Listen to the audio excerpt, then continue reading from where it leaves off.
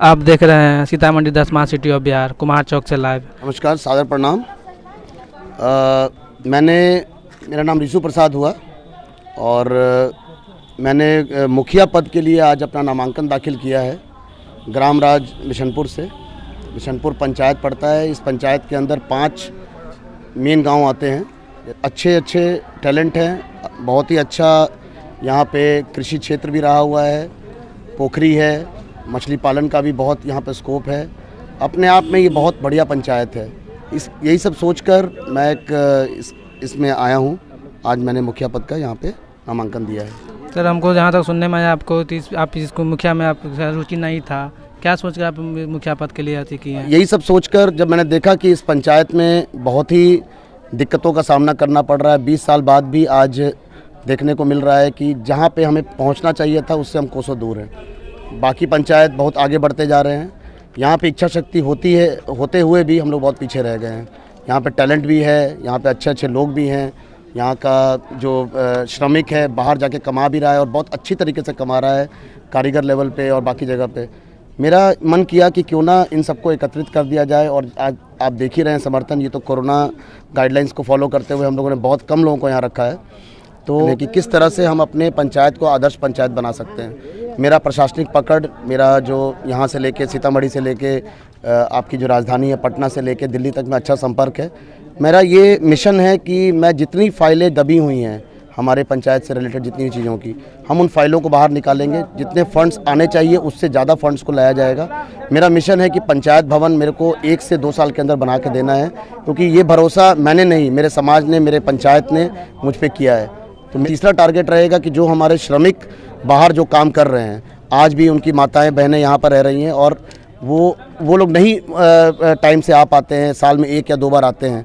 तो मेरा मिशन रहेगा कि उन श्रमिकों के लिए यहीं पे रोजगार और यहीं पे व्यवसाय का व्यवस्था कर दिया जाए। उसके लिए जो करना पड़े उसके लिए मेरा दूसरा फोकस जो रहेगा, तीसरा फोकस जो रहेगा वो रहेगा हमारे बुजुर्ग लोगों का, जिनका आज भी वृद्धा पेंशन, विकलांग पेंशन, विधवा पेंशन के लिए उनको बैंक के और प्रशासन का मुंह ताकना पड़ता है। मेरा मिशन रहेगा कि उनका हक उनको मिले और बिल्कुल अच्छे से मिले। मेरा उसके मकान की 1 ईंट कम हो जाएगी अगर आपने उससे 1000 का घूस ले लिया। अगर वो 1 ईंट कम हो जाएगी तो उसका पूरा का पूरा उसका सपना कम हो जाएगा। मैं जीरो टॉलरेंस, जीरो घूस पे काम करूंगा। एक भी घूस ना लेना है ना देना है। अगर कोई लेता हुआ पकड़ा गया या देता हुआ पकड़ा गया, उसके ऊपर उचित कानूनी कार्रवाई हो जाएगी। अगर अधिकारी आपके ऊपर नाजायज़ हरकत करता है, आपके ऊपर ज़्यादा प्रॉब्लम करता है, हम बैठे हुए हैं, हम वहाँ पर भूख हड़ताल पर बैठ जाएंगे और एक भी आदमी को पैसा लेने नहीं देंगे। ये मेरा आप लोगों से वादा है। इन 4 लोगों पर काम होगा और उसके बाद बाकी चीज़ें हैं, जैसे जैसे हम लोग को फंडिंग। कुछ शिक्षा के बारे में? शिक्षा के बारे में देखिए, मैं छोटी मुँह बड़ी बात, खुद मैं एक शिक्षित आदमी हूँ। मैंने अपना अपने जो भी टैलेंट मेरे अंदर था, जो भी मेरे अंदर टैलेंट था, उस टैलेंट को दिखाते हुए मैंने आज अपने इंजीनियरिंग करने के बाद एमटेक किया, उसके बाद एमबीए किया, अच्छे कॉर्पोरेट्स में काम किया। तो मैं चाहता हूं कि मेरे ग्रामीण जितने भी हैं भाई बंधु, जो भी 18 साल से लेकर 20-24 साल के जो बच्चे हैं, मैं चाहूँगा कि उनको जितना ज़्यादा मैं शिक्षा प्रोवाइड करवा सकूं, चाहे वो हेड मास्टर लेवल पे हो, चाहे वो आपका लोकल लेवल पे हो गांव पे, चाहे वो आपका जिला लेवल पे हो या राज्य लेवल पे हो। हम शिक्षा का प्रचार प्रसार करवाएंगे। मेरा एक और वो रहेगा कि निजी कोचिंग संस्थान जो हमारे गाँव में हैं उनको भी प्रोत्साहन दिया जाएगा, उनको जितना हो सके फंडिंग करवाया जाएगा, ताकि वो कुछ और भी शिक्षा का प्रचार प्रसार कर सके और बेसिक शिक्षा हर आदमी को मिल सके। वो उसका मौलिक अधिकार भी है और उसी से उसका अस्तित्व है। सर, और किसान के बारे में? देखिए, किसान के बारे में यहाँ पे बहुत ही अन्याय इन लोगों को सहना पड़ रहा है। आप मानेंगे नहीं, 1.5 साल 2 साल से इतनी बुरी हालत में ये लोग हैं। आज भी जब ये लोग बोलते हैं कि सर हमारा 6000 नहीं आया, हमारा ये नहीं आया, हमारा बाढ़ का राहत का नहीं आया, हमको बीज लेने के लिए ये लोग भाग जाते हैं। ये बहुत ही शर्मनाक बात है अधिकारियों द्वारा या हमारे जो जीते हुए प्रतिनिधि लोग हैं वो कुछ ना कुछ ऐसा कुछ करवाते ही नहीं है। मैंने अपने 1.5 साल 2 साल के टेन्योर पे 2 बार कृषि चौपाल अपने दरवाजे पर ऑर्गेनाइज़ कराया है।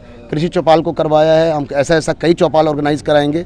जितना हक सरकार का अपनी फाइलों में रखी हुई है वो सारा हक हमारे किसान भाइयों को मिलेगा, ये मेरा वादा है। और उसके लिए मुझे चाहे सरकार के निचले से लेकर ऊपर तक जिस पायदान पर जाना पड़े उसके लिए मैं जाने को तैयार हूँ। चाहे वो डिस्ट्रिक्ट एग्रीकल्चर ऑफिसर हो, चाहे वो डीएमओ, एसडीएम हो, चाहे वो आपका ओवरऑल चीफ सेक्रेटरी हो एग्रीकल्चर के पटना में, वहाँ तक मेरा संपर्क है। मैं इन लोगों को पूरा का पूरा जो स्कीम मिलना है, चाहे वो 1 रुपये का हो, चाहे वो 1 करोड़ रुपये का हो, इनके जेब में जाएगा। ये मेरा वादा है इन लोगों से। नाम बता दीजिएगा। देखिए, मेरा नाम ऋषु प्रसाद हुआ और चुनाव चिन्ह हमको 7 तारीख को मिलेगा और हम कोशिश करेंगे कि जितनी माताएं, बहनें, हमारे युवा, हमारे बड़ बुजुर्ग जितने भी अपने समाज के साथ जो मुझे जोड़ने की कोशिश कर रहे हैं, मुझे बेटा बनाने की कोशिश कर रहे हैं, मैं उनके सपनों को साकार कर सकूं।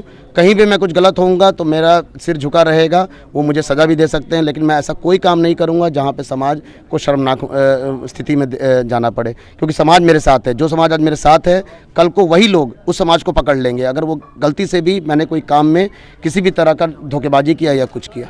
ये यहाँ से कुछ समाज से जाना चाह रहे हैं। तो आप पढ़ल लिखल है, सब के मामले में हर कुछ के जानकारी के मामले में हिनका चुनल गए ना, तभी मुखिया पद पर खड़ा भेलन हिनका। हमरा गांव में कोई दोसर ना है खड़ा, कोई दोसर खड़ा ना है हमरा गांव में। आपके पंचायत में मुखिया पद पर ऋषु जी खड़ा हुए हैं, उसके लिए आप क्या कहना चाहेंगे? पहले तो मैं ये बता दूं कि ऋषु प्रसाद जी मेरे पुत्र हैं और बहुत दिनों बाद इस क्षेत्र को एक बहुत ही एडुकेटेड आदमी मुखिया पद पर मिल रहा है। ऋषु प्रसाद एमटेक MBA है। कोरोना के कठिन काल में ये अपने व्यवसाय से थोड़ा समय निकाल करके गांव आए, गांव नहीं। तो आशा करता हूं ऋषु प्रसाद जी इन सब चीज़ों को ध्यान में रखते हुए गांव वालों को मदद करेंगे। लेकिन मैं गांव वालों से कहना चाहता हूं कि वो ज़माना नहीं रहा कि नेतागिरी के तरह से मैं कर दूंगा, मैं कर दूंगा, मैं कर दूंगा ना। आप कहिए ये करो, ये करो, ये करो। धन्यवाद। युवक से जानना चाहेंगे कि मुखिया जी के बारे में क्या कहेंगे, बोलिए।